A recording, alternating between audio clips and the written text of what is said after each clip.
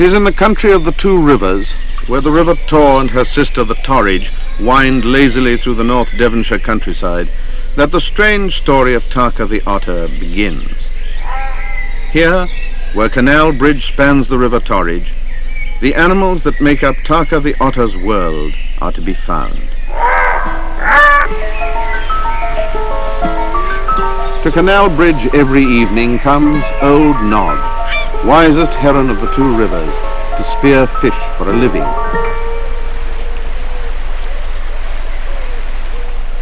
In the right-hand arch of the bridge that once carried a canal across the river roosts Eldridge, the white owl.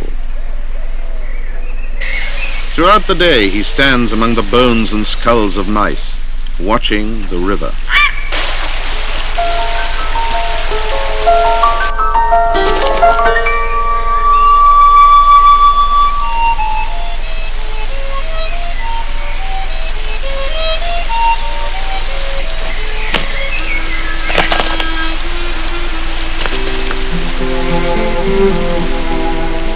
For generations, the dry cave behind the barrier of roots has been used as a sleeping place for otters.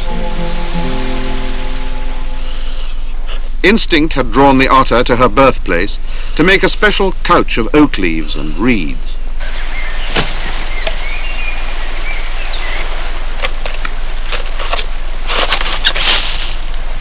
The hollow tree shared by owl and otter was known as Owlery Holt.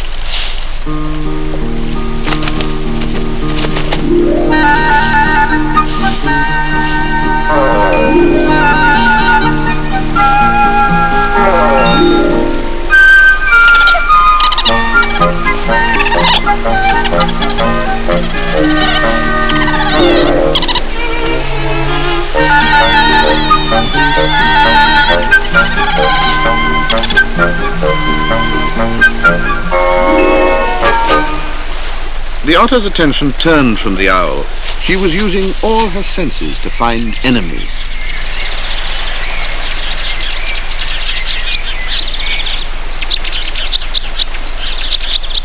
Drifting down the river was the taint most dreaded by otters, the scent of deadlock.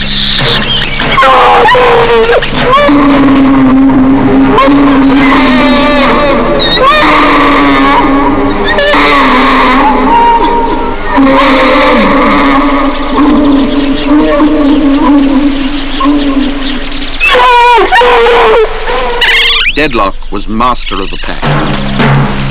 In his veins ran the blood of wolves. He had an insatiable lust for otters, and he was always to be found ahead of the hunt.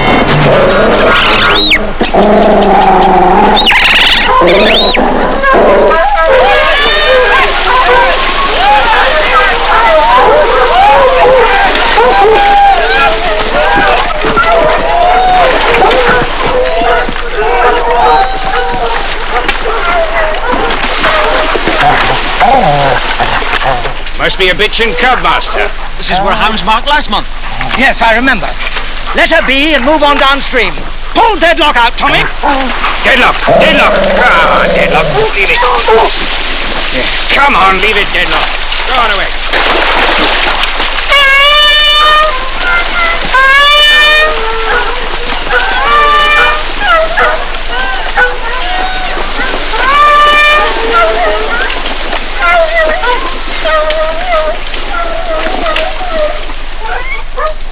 The otter's heart slowed. She forgot quickly. Now the bees slept and voles ran through the grass.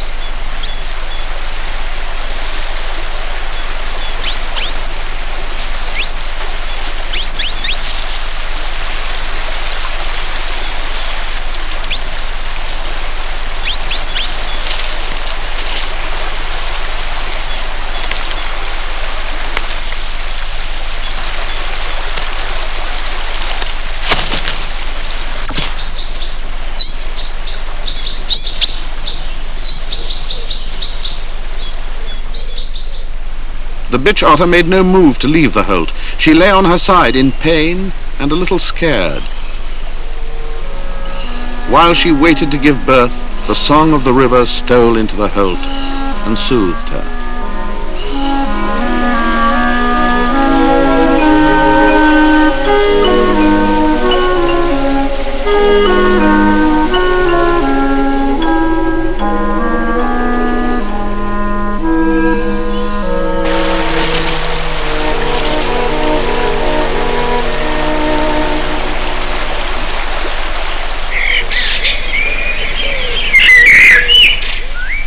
Now the otter needed no comfort, for nestling in the curve of her neck was a head smaller than one of her own paws.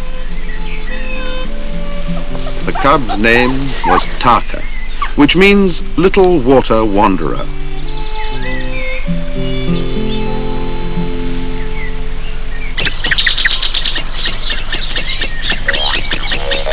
All night long, Bloody Bill Brock the badger had prowled and hunted. He hastened in his waddling run, being hungry. He was always hungry. He would eat anything.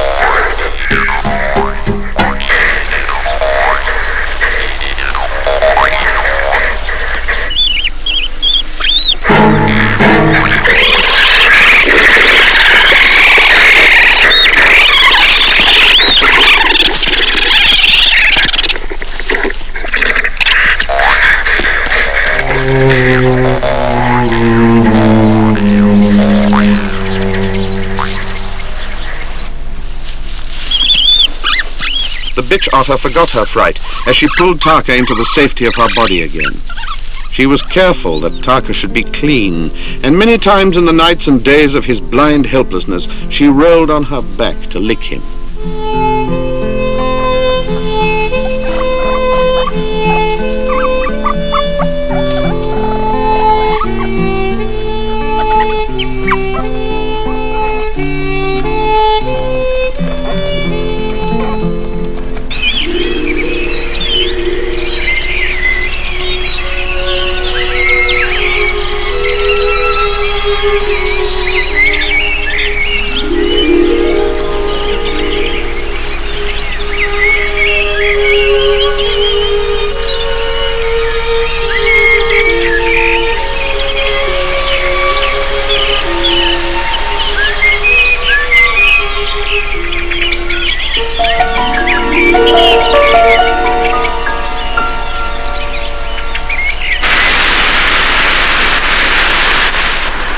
Early one morning, when the rising sun silvered the mist lying over the river, the dog otter with whom Tarka's mother had mated nearly 9 weeks before followed her scent to the island above the Hope.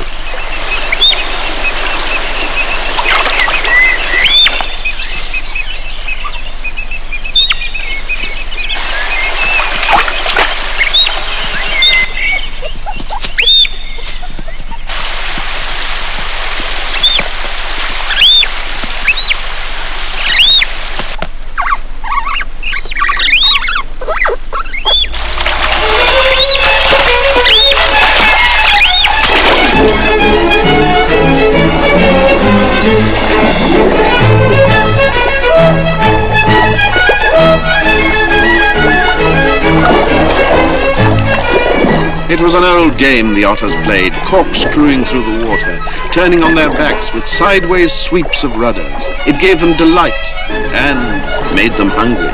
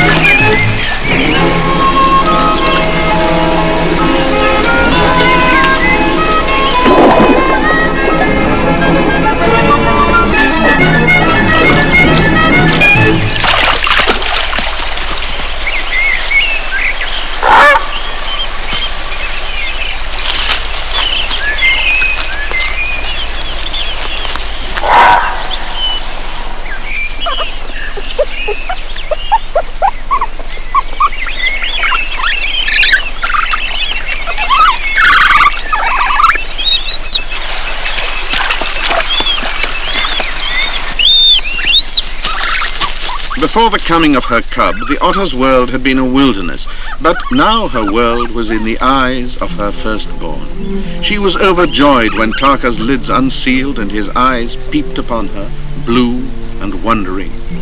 He was then 3 weeks old.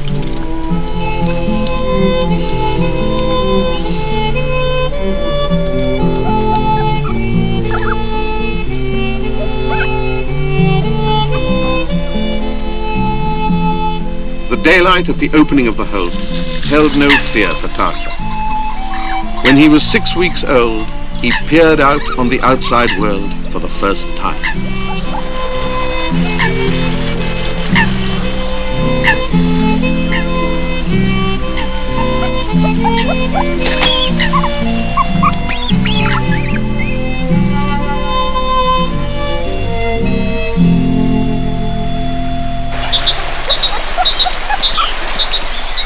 Each day, Tarka ventured further and further from the holt and learned something new.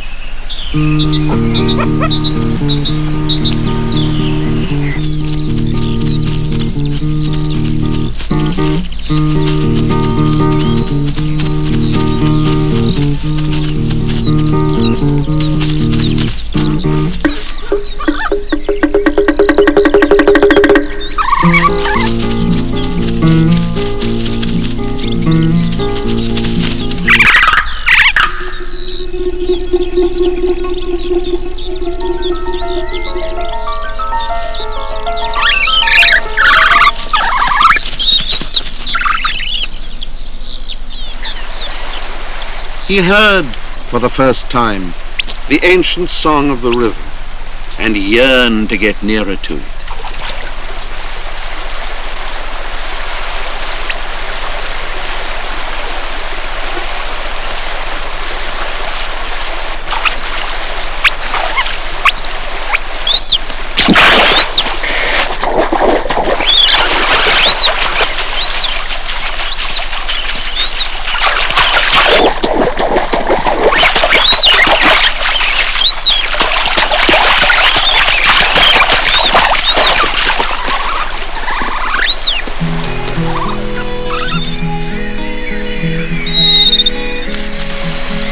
May and June and July were past. Time flowed with the sunlight around Owlery Holt.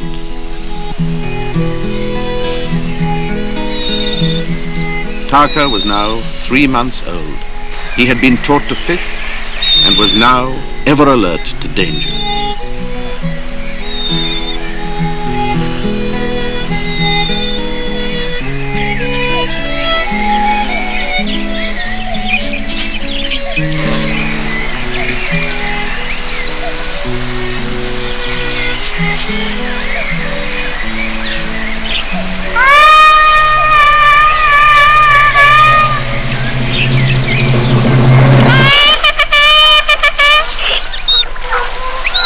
Tarka's father was being hunted and was looking for sanctuary in Owlery Holt.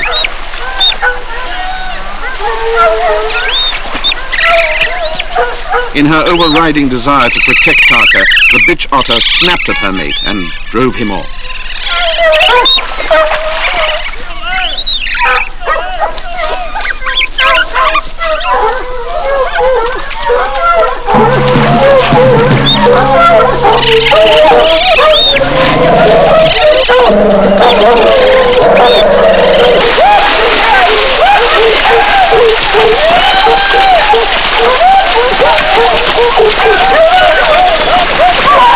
I think we found one.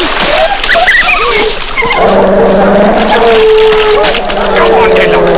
Go on, get in there, Then Deadlock. Tarka heard the cry, which to many otters meant that all their efforts to escape had been in vain.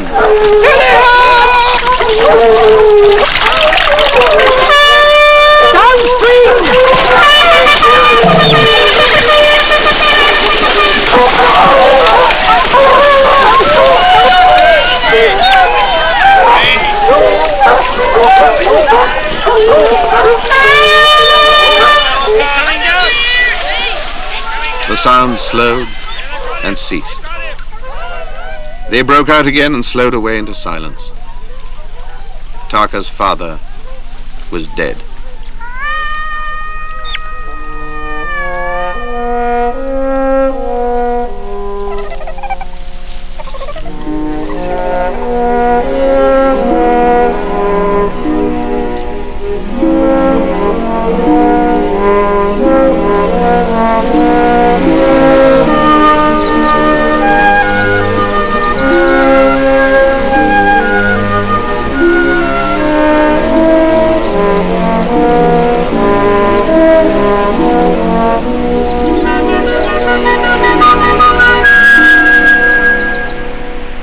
beam weir. August and September slid into October. Out of the foamy spate, a silvery flicker shook and vanished.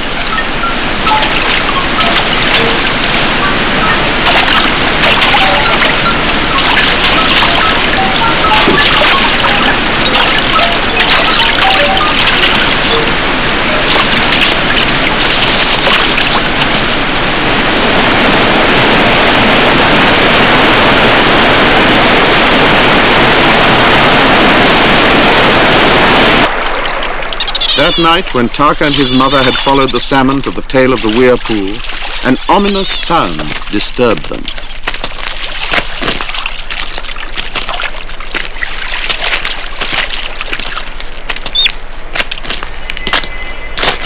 Shh. Can you see anyone?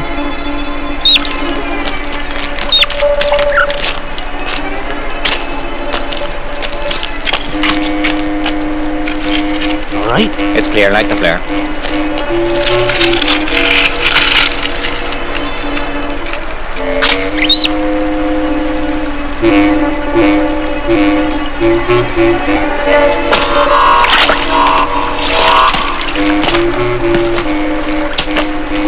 There's one. I can see it.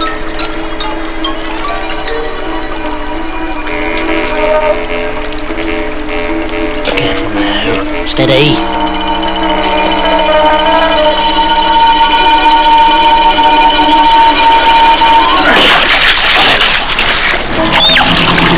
How's that coming up there? Otter! Let's get the fish out quick! Oh! The bloody thing's bit me! Not so much noise. He lives on us a minute. Come on, let's get it. That's with your damn finger, not your head, innit?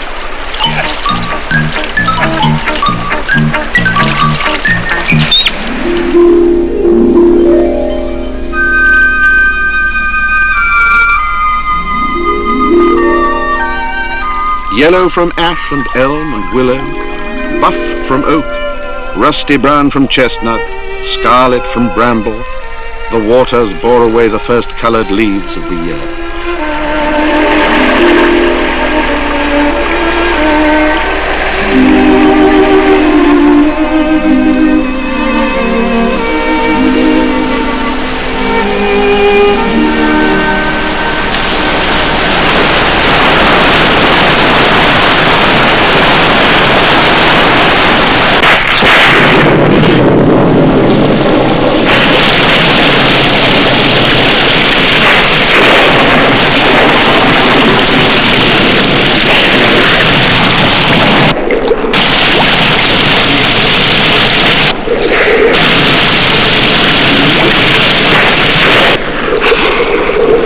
The thunderstorm roused eels from the bottoms of ponds and lakes, dikes and ditches and drains, where they had hibernated during the summer.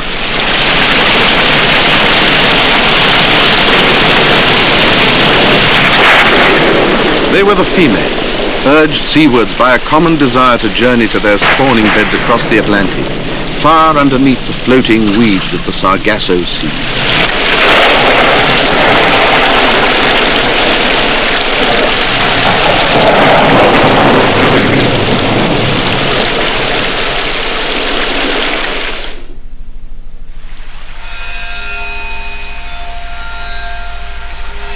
The eels were devourers of the eggs of salmon and trout, and the otters were devourers of eels.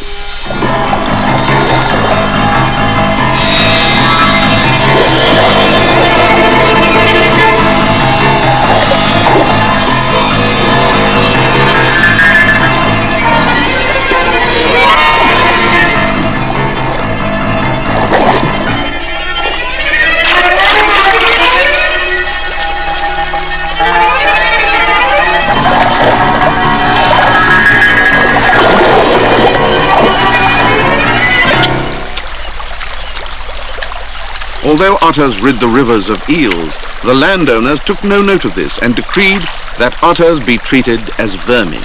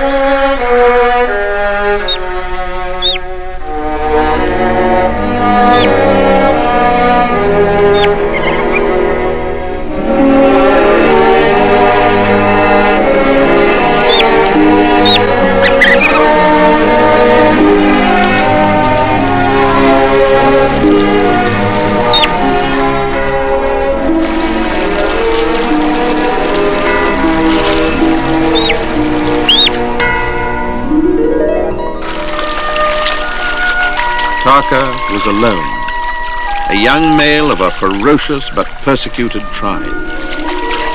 The tribe's only friends, except the spirit that made it, were its enemies, the otter hunters.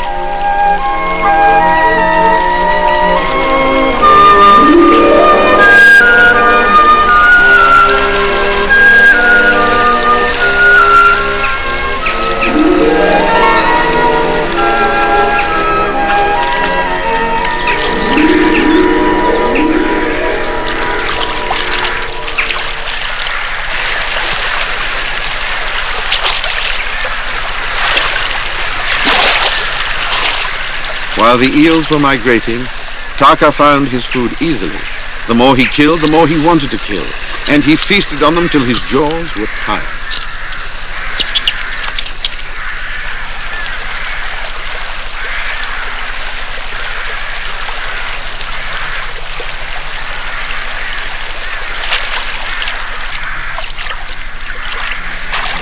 As Tarka left Canal Bridge, so his cubhood ended. Now indeed did his name fit his life, for he was a wanderer and homeless.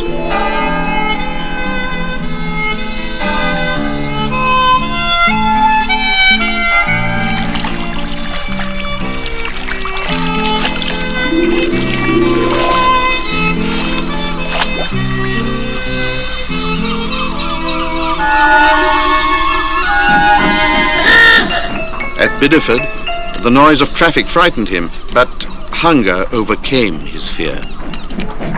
What'd you do then, Molly?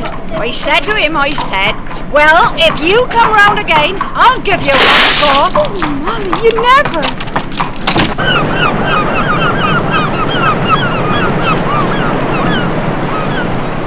6 hours later, he was at the estuary, where the waters of the two rivers meet.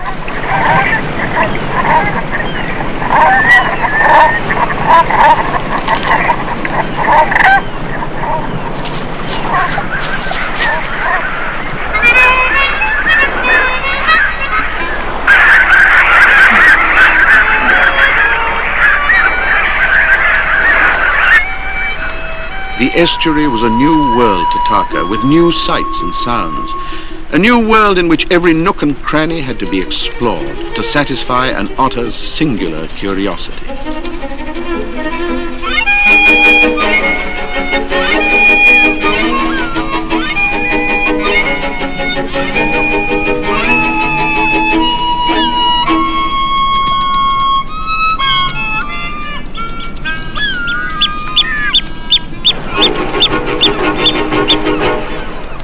The taste of the unfamiliar salt water sharpened Tarka's appetite.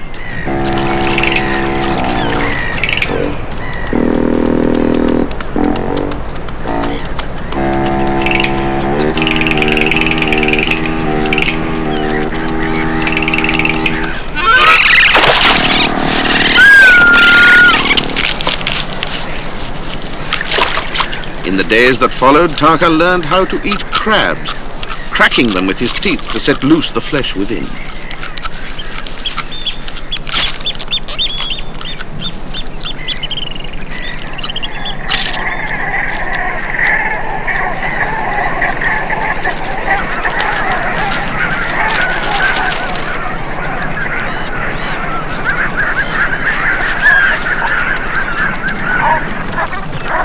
The heron and owl had been Tarka's friends in his early life.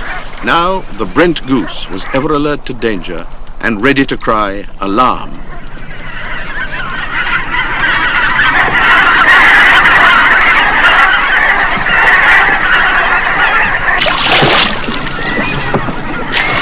Pull harder. Come on, Shiner.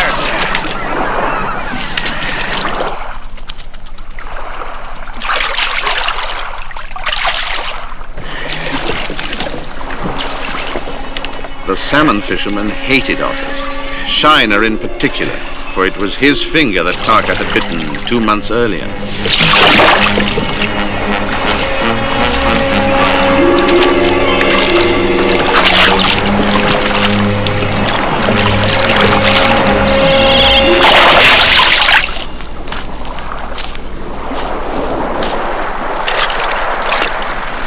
You got the boat there, Shiner? Give me that net.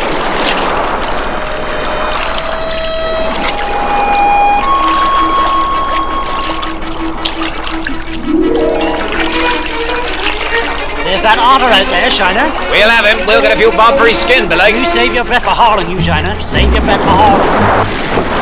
The arc of net set to catch salmon grew smaller and smaller as it was relentlessly gathered in. Come on, lads. Tarka was trapped. Got him! We got him! Quick! Desperately, Tarka searched for a way out.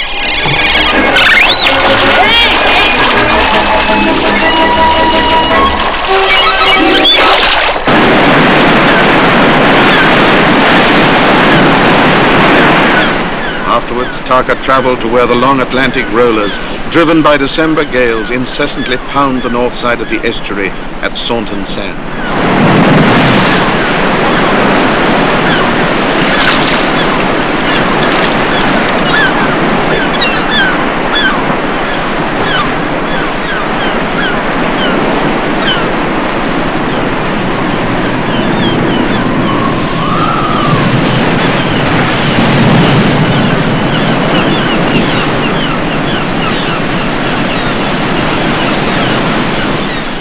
To the great warren in the sandhills came Tarka to hunt for rabbits.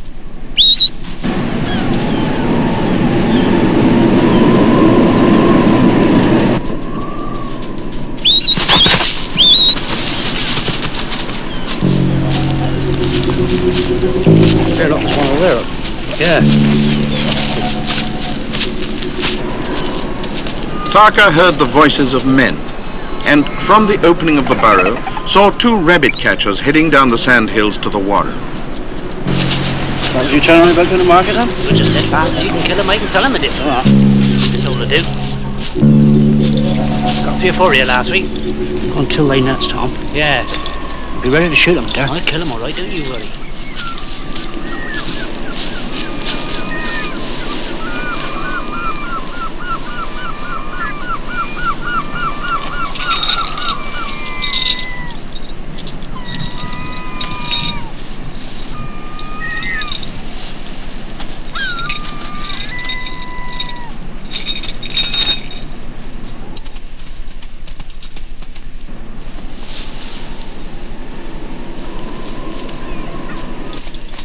The ferret's rank smell and its tinkling bell disturbed Tarka.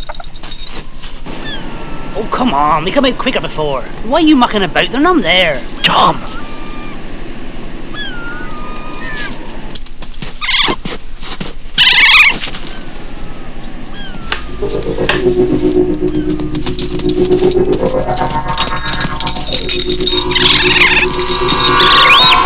Don't point that thing at me!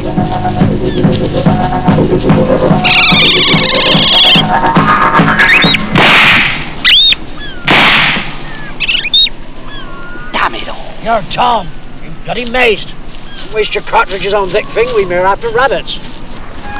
Tarka did not stop until he reached the sanctuary of Ram's Horn Pond, a mile away.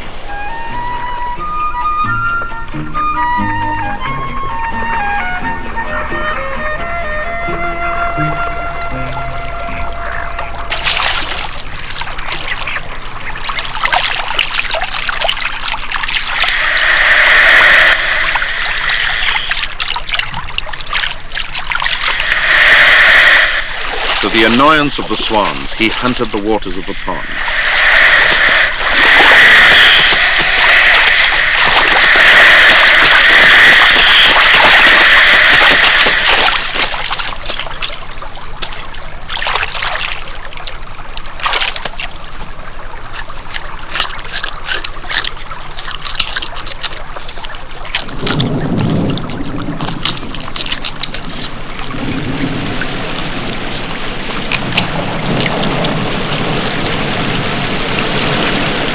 A blown grey rain heralded the onset of winter.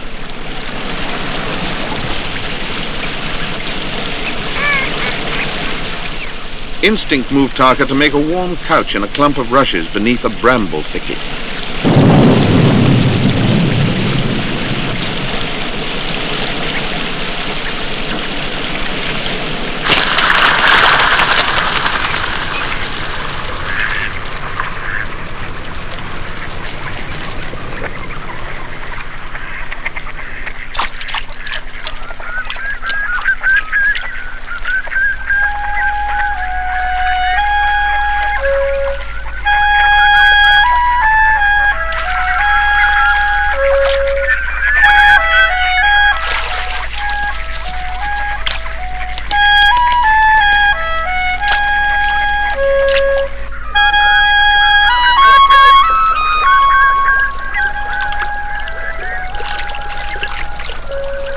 During his wanderings in the creeks behind the pond, the scent of another otter attracted him.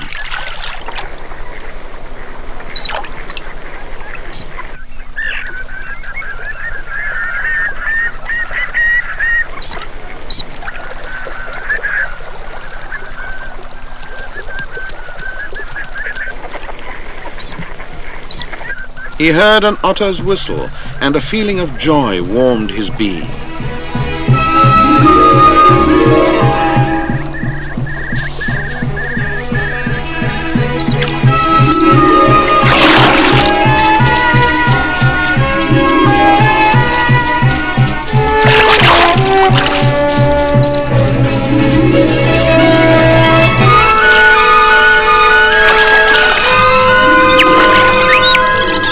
White Tip was her name, and she was the same age as Tarka. Tarka's emotions were as intense as they were quick. He was in love with White Tip.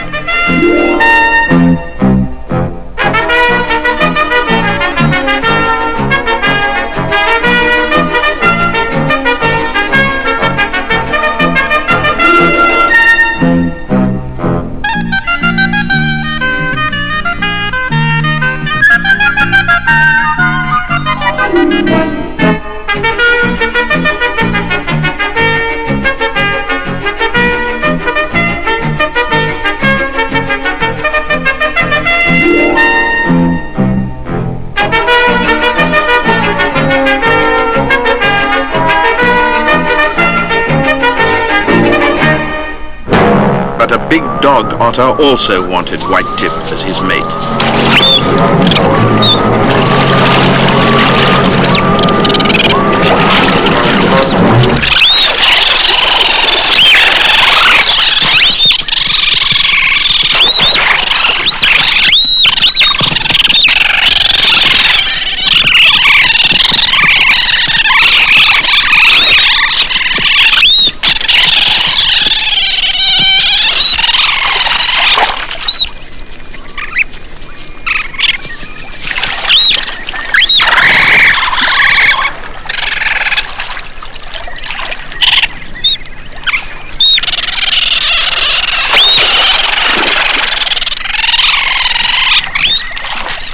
Tarka was so frightened that he ran away back to the safety of Ram's Horn Pond, his ardor dampened.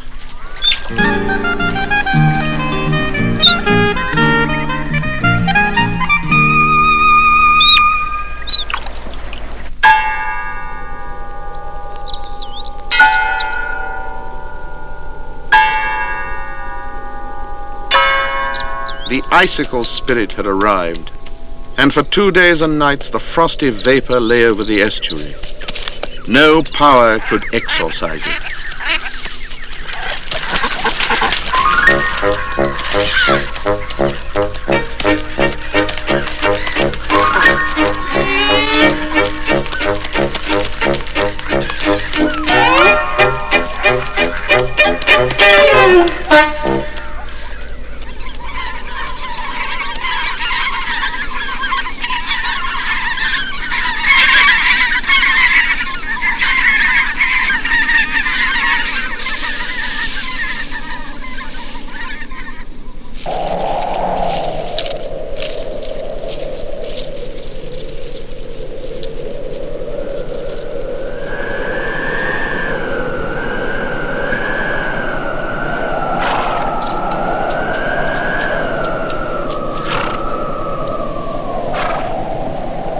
Out of the blizzard had dropped a herd of wild swans and a strange thick-set bird, an Arctic owl. Mile after mile, its soft and silent wings had carried it from the frozen land of the Northern Lights.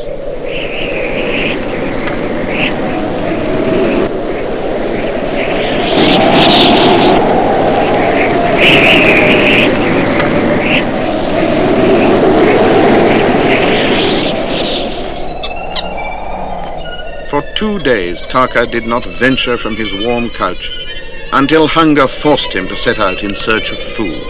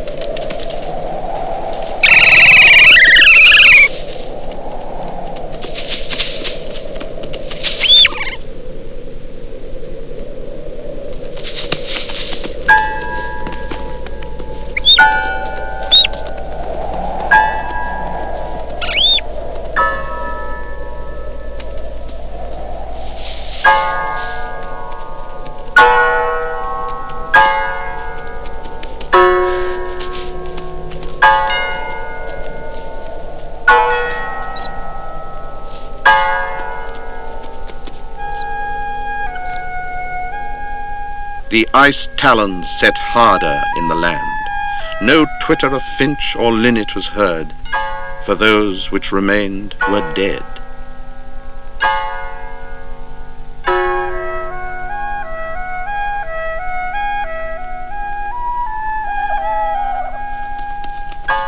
One night, raving with hunger, Tarka was drawn to a nearby farmyard.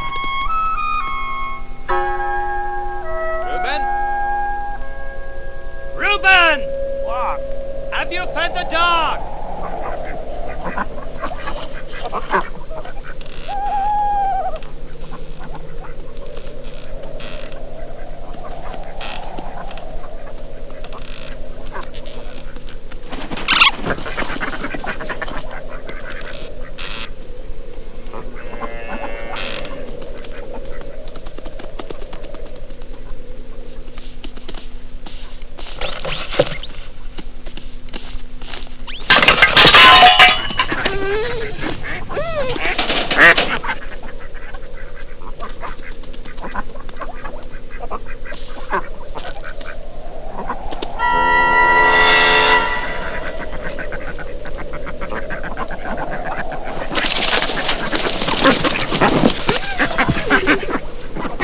The smell of ducks was painful to Tarka. Juices flowed into his mouth. His heart beat fast.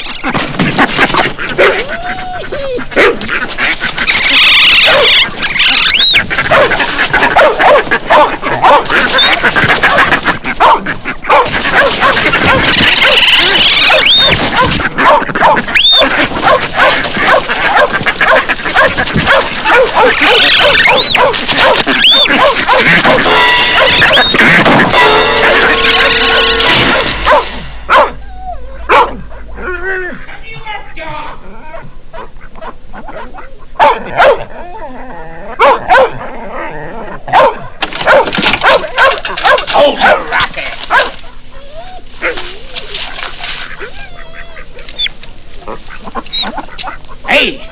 Reuben! Come quick!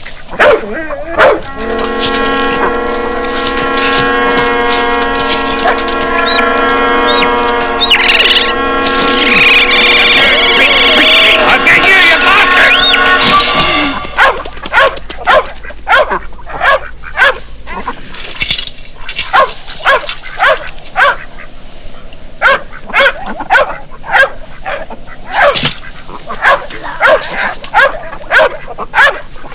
You won't bother they ducks no more.